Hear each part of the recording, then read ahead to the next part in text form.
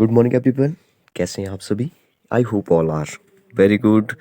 तो हम लोग डिस्कस कर रहे हैं जो अभी हाल ही में जो सैनिक स्कूल का जो पेपर हुआ उसको जो हम लोग डिस्कस कर रहे हैं। यहाँ पे ये जो लेवल है वो जो बिल्कुल इजी लेवल रहने वाला है। अगर आप किसी भी एग्ज़ाम की तैयारी कर रहे हैं प्लस टू के बाद, तो आपको एक क्वेश्चन जो वो एक एक तो आपको जो वो एक आइडिया जैसा हो जाएगा इन क्वेश्चन को जो वो सॉल्व करके, और आपको जो भी क्वेश्चन आने ही चाहिए क्योंकि ये जो वो बहुत ही ईजी लेवल है। तो इसलिए जो वो अगर आप किसी भी कम्पिटिटिव एग्जाम की तैयारी कर रहे हैं तो आपको ये क्वेश्चन जो वो 100% जो वो आपको पता होने चाहिए इनके बारे में। ठीक है, तो देखिए फर्स्ट क्वेश्चन है, यदि वरिष्ठ हमने जो वो 48 क्वेश्चन तक जो वो हमने सॉल्व कर दिए थे। आज हम स्टार्ट करने वाले हैं 49 से। तो इसने बोला कि वरिष्ठ विद्यार्थियों की कक्षा जो वो प्रतिदिन 8:35 AM पर आरंभ होती है। तो ये बोला है कि 1:45 PM बिना किसी अंतराल के।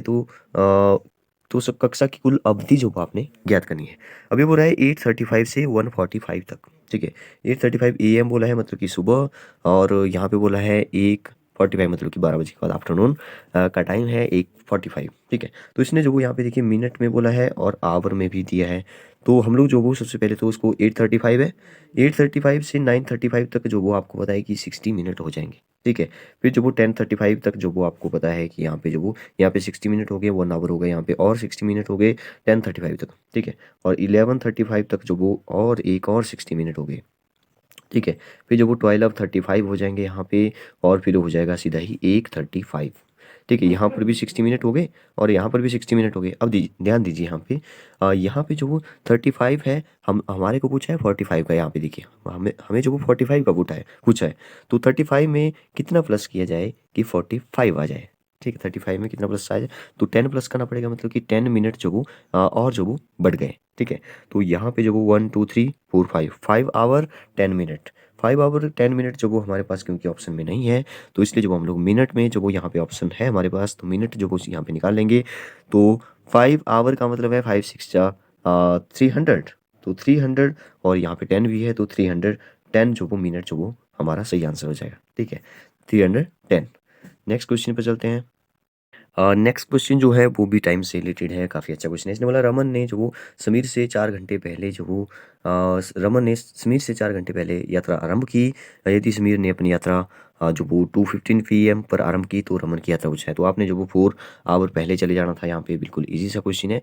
यहाँ पे आप इंग्लिश में भी इसको देख सकते हैं। English, Raman started journey 4 hour before Sameer.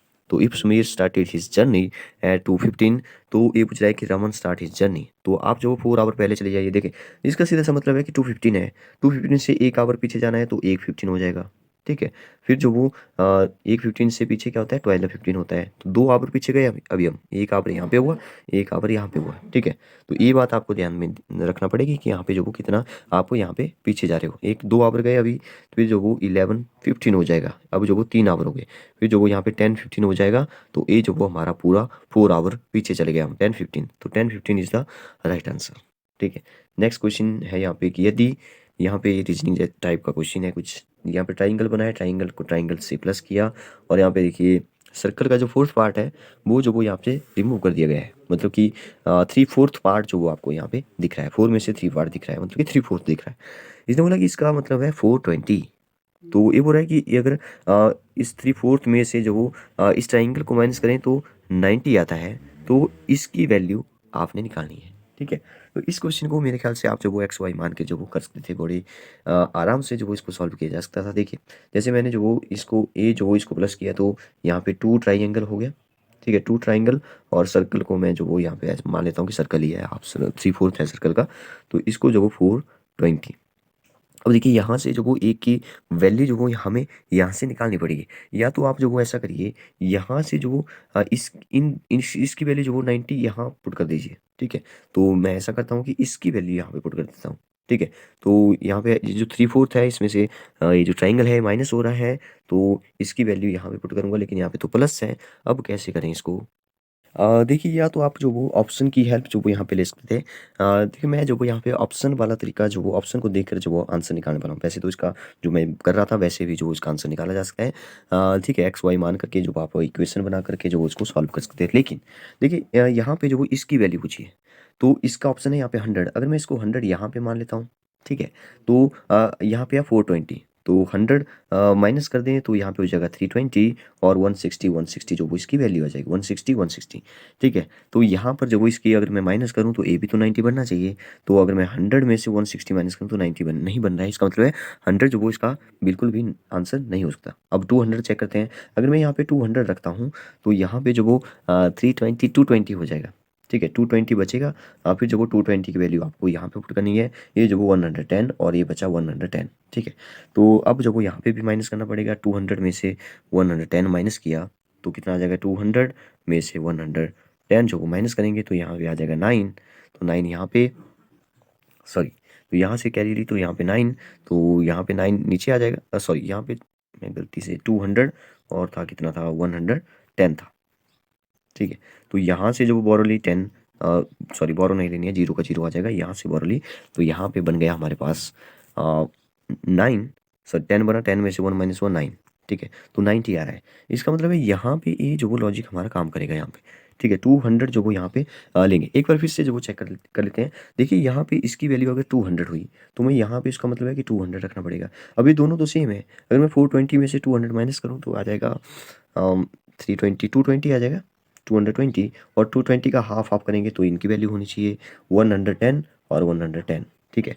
फिर इसका मतलब है कि यहाँ पर भी इस इक्वेशन को भी ये भी सेटिस्फाई होनी चाहिए। तो यहाँ पे इसका मतलब क्या है, 200 है, ठीक है। और इस ट्रायंगल का मतलब हमने निकाल लिया 110 है। तो दोनों को माइनस करेंगे तो हमारे पास आ जाएगा 90, ठीक है। आप चाहो तो फिर से चेक कर सकते हैं, 200 माइनस 110, ठीक है। तो जीरो यहाँ से 20 में से 11 माइनस हुए तो बचेगा 9, 90 आ रहा है। तो इसका मतलब है कि हमारा जो आंसर है वो जो वो 200 बिल्कुल सही आंसर होगा, ठीक है। नेक्स्ट है कि निम्नलिखित संख्या में से सबसे बड़ी भिन्न को पहचानिए। अब सबसे बड़ी कौन है? देखिए बहुत ईजी है पहचानना इसको, क्योंकि यहाँ पे जो वो ऊपर सभी के न्यूमरेटर जो वो सेम है। डिनोमिनेटर अगर सेम होते हैं तो उसको जो वो लाइक फ्रैक्शन बोलते हैं। अगर न्यूमरेटर सेम होते हैं तो बहुत ईजी होता है पहचानना। क्यों? क्योंकि इसमें बिल्कुल अपोजिट देखा जाता है। इसका मतलब है 2/11 का मतलब है 2 के 11 पार्ट हो गए, 11 पार्ट में से एक पार्ट की बात कर रहा है। तो जिसके इसका मतलब है सबसे ज़्यादा पार्ट होंगे वो सबसे छोटा होगा। तो 2/13 जो वो सबसे छोटा होगा। तो इसने बोला सबसे बड़ा वो होगा जिसके सबसे कम पार्ट होंगे, ठीक है। तो 2/3 इज द आंसर। नेक्स्ट देखिए, प्रतिरूप में अगली आकृति का चयन कीजिए। तो इसने बोला कि select the next figure in the pattern. Pattern में जब आपने नेक्स्ट फिगर बतानी है कि कैसे ये चेंज हो रही है, ठीक है। बहुत ईजी है। देखिए जो पैटर्न क्या चल रहा है पहले वो जो है पहचानिए, ठीक है। ट्राइंगल तो सभी सेम ही है। देखिए यहाँ से कटा हुआ है, यहाँ से कटा हुआ है, यहाँ से कटा है, यहाँ से कटा है, यहाँ से कटा है, यहाँ। तो इसका मतलब है कि ट्राइंगल जो वो यहाँ पे या तो क्लॉकवाइज घूमी है या तो एंटी क्लॉकवाइज घूमी है। दो ही जो वो ऑप्शन है यहाँ पे आपके पास बचते हैं। तो देखिए ये जो पहले इस साइड घूमी है तभी तो ए आया होगा, ठीक है। तो इसका मतलब है ये जो वो एंटी क्लॉकवाइज चल रही है, ठीक है। 1/4 जो वो घूम रही है 45 डिग्री एंगल पर। तो ऐसे घुमा, फिर जो वो नीचे की तरफ आ गई, इसका मतलब है अब जो वो कुछ इस तरह से आ जाएगी। तो हमारा C is the right answer, ठीक है। नेक्स्ट क्वेश्चन देखिए, select values of M and N to make the statement true, ठीक है। तो यहाँ पे एम और एन की वैल्यू जो वो आपने रखनी थी कि ये स्टेटमेंट जो वो ट्रू हो जाए, ठीक है। देखिए इसमें जो वो अगर आप इसको ध्यान से देखेंगे तो यहाँ पे एक प्रॉपर्टीज़ जो आपको दिखाई दे रही है, जिसको कि हम जैसे एक होती है एसोसिएटिव प्रॉपर्टी, कम्यूटेटिव प्रॉपर्टी। तो यहाँ पे डिस्ट्रीब्यूटिव प्रॉपर्टी जिसमें जो वो प्लस माइनस होता है। देखिए यहाँ पे जो वो 15 है तो यहाँ पर भी 15 है, यहाँ पर भी 15 है। तो इसका मतलब है कि 127 है, ठीक है, बीच में प्लस है। तो यहाँ पे 127 अगर मैं 100 और 27 रख दूँ तो ये जो वो काम करेगा, ठीक है। तो इसका मतलब 127 को जो वो इस m और n को प्लस करके जो वो 127 आना चाहिए, क्योंकि बीच में प्लस आ चुका है, ठीक है। तो यही होती है डिस्ट्रीब्यूटिव प्रॉपर्टी। मैं फिर से बताता हूँ। जैसे जैसे मैंने लिखा a+b और मल्टीप्लाई सी लिखा, तो ए क्या करेगा, सी जो वो अंदर जाके ए मल्टीप्लाई सी करेगा, फिर बीच में प्लस है देखिए, फिर बी मल्टीप्लाई बाई सी करेगा। बिल्कुल सेम, सी कॉमन है मतलब कि 15 है। तो ए+बी मतलब कि 127 बनना चाहिए इनको प्लस करके। तो हमारे पास एक ही ऑप्शन है 100 + 27 जो कि 27 बना रहा है। बाकी तो 127 नहीं बन रहा है, इसका मतलब है कि 4 is the right answer. Next question देखिए, sum of place value of the underline digit in the given number. तो प्लेस वैल्यू बतानी है यहाँ पे एक नंबर है कि दो नंबर है, दोनों नंबर है। सम ऑफ प्लेस वैल्यू, अच्छा प्लेस सम निकालना है इनका, प्लेस वैल्यू फिर उसका सम। अब देखिए यहाँ पे जो वो जो 5 है, प्लेस वैल्यू का मतलब है कि 5 के बाद कितने डिजिट है, 1 10 100 1000, 5000 बन रहा है। 5 के बाद 3 डिजिट है, वैसे भी आप पहचान सकते हैं कि 3 डिजिट है तो 3 जीरो लगा दो। तो इसकी जो प्लेस वैल्यू आ गई वो आ गई 5000, और इस 1 की आ गई 10, 1 की आ गई 1। तो 5 सम करना है तो 5001 बन रहा है, ठीक है, दोनों को प्लस कर दिया क्योंकि दोनों की प्लेस वैल्यू जो वो यहाँ पे 5000 और एक की तो 1 ही बन रही है, तो दोनों को प्लस किया तो 501 बन रहा है। ठीक है, अब इसका चेक करते हैं 3, तो 3 के बाद कितने डिजिट है, 2 3 4 5 है, 1 2 3 4 5 और 7 है यहाँ पे, 7 का मतलब है 70। तो अगर मैं 3 इसमें जो वो 3 कितना, 3 के बाद कितने हैं 5 है, तो 5 1 0 यहाँ पे छोड़ना पड़ेगी, 1 2 3 4 5 तो 3 हो गया, और इसमें जो वो 70 भी प्लस करना पड़ेगा, तो ये बन जाएगा कुछ इस तरह से 1, यहाँ पे आ जाएगा 1, यहाँ पे आ जाएगा 7 और यहाँ पे आ जाएगा 0, यहाँ पे आ जाएगा 503। ठीक है, प्लस किया मैंने, बाकी कुछ नहीं किया। 305071 305071 1 इज़ द राइट आंसर। ठीक है, क्या किया हमने, प्लेस वैल्यू इन दोनों की प्लस, सभी की प्लेस वैल्यू मतलब जो अंडरलाइन डिजिट है दोनों नंबरों में उन सभी की प्लेस वैल्यू को प्लस किया, तो यही आ रहा है। तो इसका मतलब है आपको जो यहाँ पे प्लेस वैल्यू के बारे में भी पता होना चाहिए। ठीक है, नेक्स्ट है what is the weight of 2 dozen biscuit if each biscuit weight 4 kg। यहाँ पे आपको डजन का पता होना चाहिए कि एक डजन में कितनी आइटम्स होती है। जैसे आप एक दर्जन बोलते हैं तो 12 केले जो उसमें आते हैं बनानास, तो उसका मतलब है कि एक वेट पूछ रहा है। ठीक है, एक biscuit, sorry, what is the weight of 2 dozen biscuit if each biscuit, तो हर एक बिस्किट का जो 4 ग्राम है, तो इसका मतलब है ये पूछ रहा है 2 डजन, एक डजन में 12, 2 डजन में हो जाएंगे 24, 12 2 24, तो 24 4 जा कितना हो जाएगा। ठीक है, 24 4 है क्योंकि एक बिस्किट का जो वेट है वो 4 g है, 4 ग्राम है, तो इसका मतलब है कि 24 का कितना हो जाएगा, 24 4 जा होता है 96, तो 96 gram is the right answer. Next question पर चलते हैं, 56 है 57। यहाँ पे लिखा है कि भिन्न है कोई, भिन्न मतलब कोई फ्रैक्शन है। ठीक है, how many part of a given figure should we said it represent 3/7। तो तो ये जो क्वेश्चन है वो भी मुझे काफ़ी अच्छा क्वेश्चन लग रहा है। देखिए, यहाँ बोला है कि 3/7 के लिए जो वो इस आकृति में जो वो कितने पार्ट को जो वो सेट करना पड़ेगा, काफ़ी अच्छा है। देखिए, पहले तो इसको काउंट करते हैं कि टोटल जो वो इक्वल पार्ट जो वो कितने बन रहे हैं, 1 2 3 4 5 6 7 8 9 10 11 12 13 14 बन रहे हैं। देखिए, यहाँ पे 14 बन रहे हैं। 14 मतलब कि यहाँ पे जो वो नीचे 14 आएगा। ठीक है, अगर मैं इसने बोला है कि 3, देखिए 7 का डबल होता है 14, तो 3 का डबल कितना हो जाएगा, 6 हो जाएगा। इसका मतलब है कि यहाँ पे जो वो 6 आपको शेडेड करने थे। ठीक है, क्यों, क्योंकि 6/14 का जो सिंपल फ्रैक्शन जब निकालेंगे तो ये जो वो कट जाएगा 2 से, तो 3 2 जा 6, 7 2 जा 14, 3/7 ही आ रहा है। इसका मतलब 6/14 का मतलब इक्विवेलेंट फ्रैक्शन है, 3/7 आ जाएगा। तो यहाँ पे इसका आंसर जो होगा वो हो जाएगा 6 पार्ट जो वो यहाँ पे हमें शेडेड करना पड़ेंगे। ठीक है, तो यहाँ पे आपको पता होना चाहिए कि कितने पार्ट कैसे कैसे जो हम लोग शेड करते हैं फ्रैक्शन जब दिया हो। तो देखिए 3/7 का सीधा सा मतलब है कि 7 में से 3 पार्ट को शेड करिए। ठीक है, लेकिन यहाँ पे 14 थे, इसका मतलब 7 का डबल था, तो 14 में से 3 का डबल कर दो 6, 14 में से 6 शेड कर दो। इक्विवेलेंट फ्रैक्शन आपको इसके इस बारे में पता होना चाहिए, इक्विवेलेंट फ्रैक्शन के बारे में। नेक्स्ट है छायांकित खंडों का योग किसका प्रतिनिधित्व तो करता है। तो यहाँ पे भी बिल्कुल सेम क्वेश्चन है, प्लस करना है छायांकित। पहले तो काउंट करते हैं, देखिए 1 2 3 4 5 6 7 8 9 10 11 12 है। 12 में से कितने शेडिड है, 4 जो वो अनशेडिड है, मतलब कि शेडिड नहीं है, तो कितने बचे होंगे, 8 बचे होंगे।